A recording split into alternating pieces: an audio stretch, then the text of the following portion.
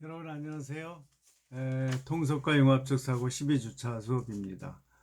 먼저 여러분 이제 15주차가 앞으로 한 4주면 되죠. 그래서 그때 이제 기말고사가 있는데 기말고사 예상 문제를 제가 사이버 캠퍼스의 자료 공유실에 올려 놓겠습니다. 8개의 문제가 나오는데요. 그 중에서 시험 문제는 5개입니다. 5개를 그날 써가지고 답을 써서 올리는 거예요, 여러분이. 그러니까 지금부터 이제 준비를 하시기 바랍니다. 시험을 보는 요령은 여러분 제가 이제 낸 예상 문제 8개를 여러분이 각 답을 다 준비하는 거죠. 그래서 그날 15주차 화요일 날 여러분이 제가 5문제를 내면 그걸 보고서 5개를에 대한 답을 과제에다 올리는 겁니다. 제가 뭐 여러분이 이렇게 시험을 통해서 뭐 그날 이렇게 쓰고 이런 것을 별로 제가 의미가 없다고 생각을 해요. 그래서 어차피 오픈 텍스트이기 때문에 그냥 여러분이 준비를 잘 해가지고 그것을 올리면 됩니다. 지난번 중간 과제 있죠? 에세이. 거기에 올렸던 그 과제에다가 기말고사 답을 5개를 올리면 되는 겁니다. 자, 지금부터 이제 준비를 하시기 바랍니다. 자, 오늘은 6교시에는 우리 그 교재 액트 10에 그들은 당신의 욕망을 알고 있다. 김중태 씨의 이야기인데요. 이분 이야기는 주로 IT 산업이 어떻게 인간의 욕망과 연결해서 사람들의 행복을 추구하는 것을 돕는 측면도 있고 이용하는 측면도 있죠. 이런 주제에 대해서 오늘 얘기를 하는 겁니다. 그래서 오늘의 화두는 욕망인데요. 인간의 욕망. 욕망이 없다면 생존 자체가 불가능하죠. 그런데 이제 욕망을 먼저 다루는 이론들을 한번 살펴보려고 하는데요. 여러 가지가 있죠. 뭐 정신분석학도 있고 용심리학도 있고 또 하나 메슬로우의 욕구 단계론도 있고요. 전부 욕망에 대한 이론이 굉장히 다양합니다. 그래서 오늘 뭐 여러 가지 있지만 그 중에 3가지만 한번 살펴보겠습니다. 먼저 그 메슬로우의 욕구 5단계에 대해서 한 3분여짜리 영상을 보고 그 다음에 프로이트의 정신분석학에 대해서 한 5분, 그 다음에 융의 분석심리학에 대해서 14분 정도 보면서 욕구를 이런 식으로 이해하는구나를 여러분이 이해하면 되겠습니다. 자, 그럼 시작하겠습니다. 자, 먼저 메슬로우의 이론, 인본주의 심리학에서 말하는 메슬로우의 이론입니다. 심리학자 아브라함 메슬로우는 인간에게 존재하는 욕구는 단계를 지닌다는 욕구 5단계설을 주장했습니다. 보다 우선적인 단계의 욕구가 채워지면 다음 단계의 욕구가 생겨난다는 가설이지요. 1단계의 욕구는 바로 생리적인 욕구, 즉 물, 음식, 산소 등 생명 보존에 필요한 것들을 충족시키고자 하는 욕구입니다. 2단계는 안전에 대한 욕구입니다. 당장 생명 유지는 가능하더라도 만약 맹수가 출몰하는 숲 한가운데에 있다면 피신할 곳을 찾게 되겠지요. 3단계는 소속감을 느끼고 싶어하는 욕구입니다. 나는 혼자가 좋은데? 라고 생각하실 수도 있지만 혼자 있다가도 누군가와 소통하고 싶거나 함께하고 싶다는 감정이 드는 것이 인간이지요. 지구상에 당신 혼자 남았다 생각해보세요. 얼마나 고독할까요? 4단계는 존중에 대한 욕구입니다. 즉, 누군가가 자신을 칭찬해주고 인정해주는 것을 추구하는 것이지요. 누구나 칭찬을 들으면 기분이 좋고 사람들에게 인정받고 싶어 합니다. 5단계는 자아실현에 대한 욕구입니다. 자아실현이라는 단어를 한 번쯤은 들어보셨을 겁니다. 상대방의 인정을 얻어도 자기 스스로에 대한 만족과 실현이 이루어지지 않는다면 뭔가 아쉬움이 남을 겁니다. 물론 예외는 있지만 이러한 메슬로우의 5단계 욕구는 꽤나 높은 타당성과 설득력을 가지고 있습니다. 그렇다면 여러분들은 어떤 단계에 위치하고 있을까요? 물론 생명 유지의 욕구인 1단계, 안전에 대한 욕구인 2단계는 충분히 충족되고 있을 것이고, 소속감에 대한 욕구인 3단계 또한 많은 분들이 충족하고 있을 것입니다. 해당 분야에서 인정을 받고 계시는 분이라면 인정에 대한 욕구인 4단계를 충족하고 계실 거고요. 그렇다면 마지막 5단계인 자아실현은 어떠하신가요? 자아실현은 나머지 4단계와 다르게 자신이 정한 주관적 기준에 의해서 그 욕구의 정도가 결정됩니다. 즉, 자신이 생각하는 자아실현의 기준이 높다면 그 기준에 달성하기까지 자아실현에 대한 욕구를 계속해서 느낄 것입니다. 그리고 이 욕구는 당신을 움직이게 만드는 원동력이 됩니다. 우리가 흔히 말하는 대단한 사람들, 그들의 공통점은 자아실현에 대한 욕구가 매우 큰 사람들이라는 것을 알 수 있습니다. 자신이 정한 기준을 충족시키기 위해서 끊임없이 노력하는 사람들이지요. 그리고 이러한 인간의 지속적이고 끝없는 자아실현 욕구 덕분에 우리는 많은 발전을 할 수 있었습니다. 우리에게 자아실현의 욕구가 없었더라면 현재와 같은 세상 또한 없었을 것입니다. 자, 멘탈 케어의 알면 유용한 상식 도움이 되셨나요? 예. 이제 그 다음에 프로이트의 정신 분석에 대해서 조금 보죠.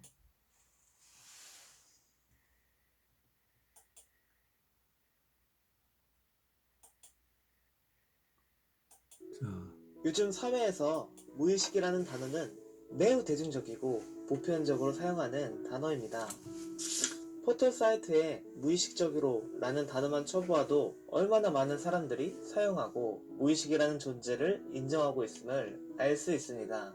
오늘은 억압된 무의식적 충동으로 사람의 행동을 이해하고자 했던 프로이드의 정신분석적 접근법에 대해서 알아보겠습니다. 정신분석은 프로이드에 의해서 시작되었습니다. 그의 이론은 사람은 마음 깊은 곳에 감추어진 무의식의 충동에 의해서 움직이는 존재로 설명하고 있습니다.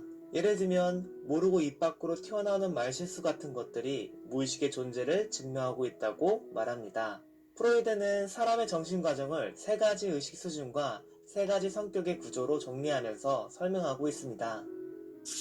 1900년에 프로이드는 사람의 내면 세계를 의식, 전의식, 무의식으로 구분하는 지형학적 모델을 제시했습니다. 사람의 의식 수준을 이야기할 때 흔히 빙산의 일각이라는 표현을 사용합니다. 수면 위로 보이는 빙산은 전체 빙산의 극히 일부분만 떠오르는 것처럼 실제로 사람이 의식하는 부분보다 의식하지 못하는 무의식적인 부분이 더 많다는 것을 설명했습니다.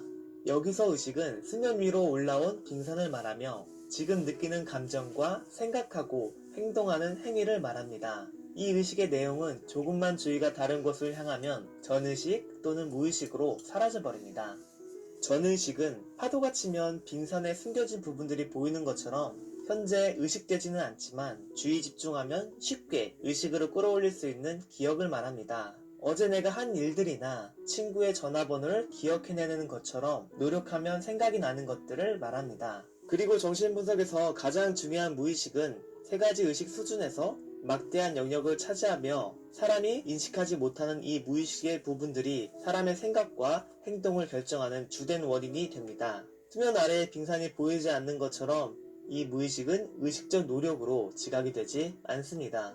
1923년 프로이드는 의식 수준인 지형학적 모델을 성격의 3원 구조 이론인 원초와 자아, 초자아로 수정하면서 자아의 기능을 강조했습니다. 원초아는 사람의 출생부터 무의식 속에 존재하며 성적인 본능과 공격 본능이라는 쾌락의 원리에 따라 움직입니다. 배고프면 당장 밥을 먹고 싶고 피곤하면 자고 싶은 충동적이고 비합리적인 논리가 없는 성격의 한 부분으로 갓난아기부터 가지고 있는 욕구이며 이 욕구가 모든 행동의 원인이 됩니다. 자아는 현실의 원리에 의해 움직입니다.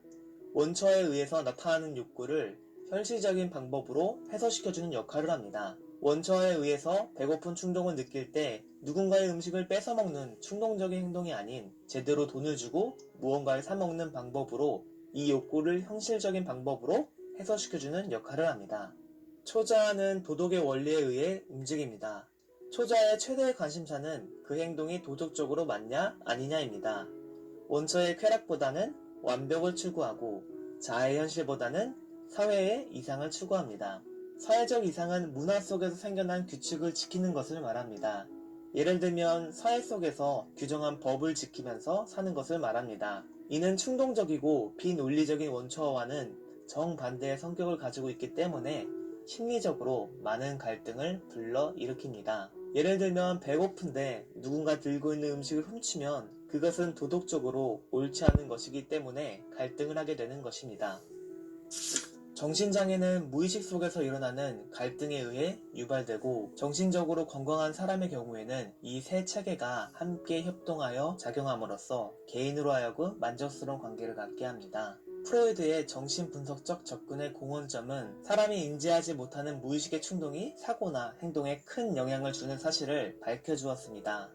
또한 유아기 때부터 억압되어 온 무의식의 중요성을 강조했기 때문에 초기 자녀 양육이 얼마나 중요한지에 대해서 알게 해주었습니다. 비판점도 있는데 유아기 시절부터 사람을 성적인 동기와 공격적인 동기에 의해 움직인다고 보며 사람을 너무 성적이고 공격적인 존재로 보았다는 것입니다. 또한 사람의 행동을 이해하기 위해서 유아기의 경험들과 그때 억압된 무의식의 내용을 중요시하므로 사람을 과거 경험에 의해 결정론적이고 비합리적인 존재로 보았습니다. 이는 현재 노력하는 인간의 자율성과 창조성을 무시하고 오직 과거의 경험에 의해 현재 사람의 성격이 형성된다고 보았다는 비판점이 있습니다.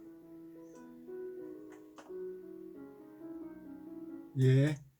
그러니까 프로이트가 말하는 욕망은 그 디자이어는 주로 억압된 욕망이죠. 무의식에 우리의 원초적인 그 본능, 힘이 리비도라고 하는데 그것이 아주 근본적으로 성적인 건데 그것이 억압될 때 억압된 것이 욕망이다. 그것이 이제 나중에 분출되는데 여러 가지로 꿈으로도 뭐 실수로도. 근데 그것이 지나치게 억압이 돼서 자아가 통제할 수 없이 분출되는 것이 정신병이다. 이렇게 프로이트는 보았죠. 마지막으로 프로이트와 함께 같이 이 정신분석학을 개발하다가 발전시키다가 자기 길을 간 스위스의 융의 이론, 즉 분석 심리학이라고 하는데요.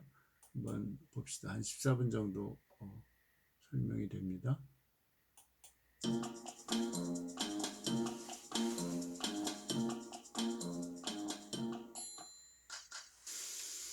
프로이트가 이야기한 성격에 대한 영상의 제목을 MBTI의 시작이라고 붙였었는데요. 그게 왜 MBTI의 시작인지 이번 영상을 보고 나면 이해가 될 거예요. 이번에 소개할 이론은 융의 분석심리학이에요. 분석심리학이라고 하니 뭔가 딱딱하고 재미없을 것 같다는 생각이 들지 않나요? 사실 융의 분석심리학은 개인의 정신을 의식과 무의식으로 구분해서 의식과 무의식의 관계에 초점을 맞추는 심리학을 의미해요. 분석적이란 의미가 내용을 구성 요소들로 자세히 나누어 본다는 뜻인데요.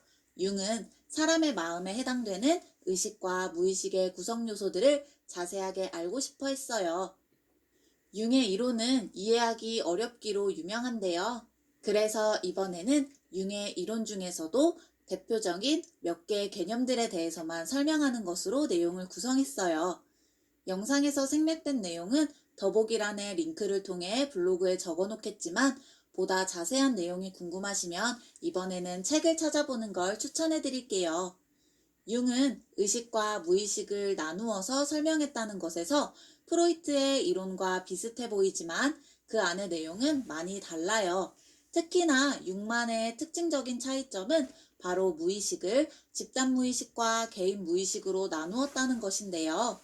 집단 무의식이란 인류의 진화에 따라서 축적되어 온 인류 조상의 경험으로 이루어진 태어날 때부터 누구나 가지고 있는 원초적이고 보편적인 무의식을 의미해요. 개인 무의식은 우리가 잘 아는 각자 개인마다 다른 무의식을 의미하고요. 융은 집단 무의식에서 그림자라는 개념을 이야기했는데 그림자는 우리가 인정하고 싶지 않은 어두운 측면으로 자신과 타인들로부터 감추고자 하는 걸 의미해요. 개인 무의식에서는 콤플렉스를 가지고 있다고 보았는데 콤플렉스가 때로는 긍정적일 수도 있고 때로는 부정적일 수도 있다고 이야기했어요. 융은 의식에 있어서 페르소나라는 개념과 두 가지의 태도인 내향성과 외향성, 그리고 네 가지의 기능인 사고, 감정, 감각, 직관을 이야기했는데요.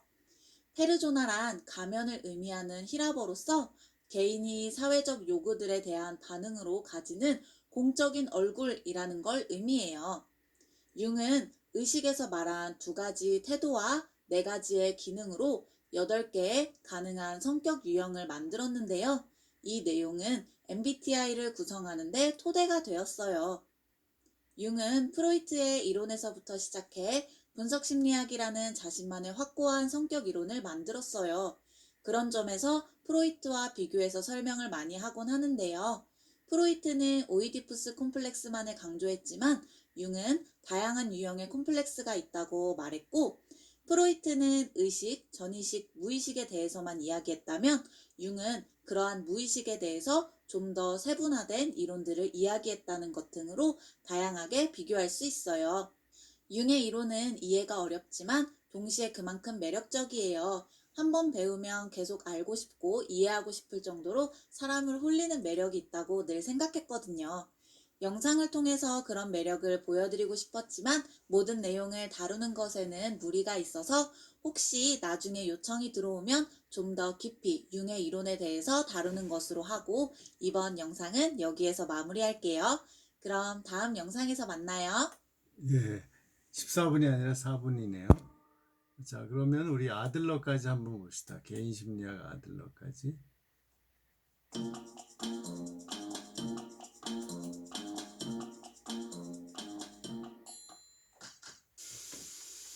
프로이트의 이론에 영향을 받은 학자가 융만 있는 건 아니에요. 사실 심리학개론이나 성격심리학을 배울 때 프로이트 다음에 아들러의 이론이 먼저 나오고 그 다음이 융인데요.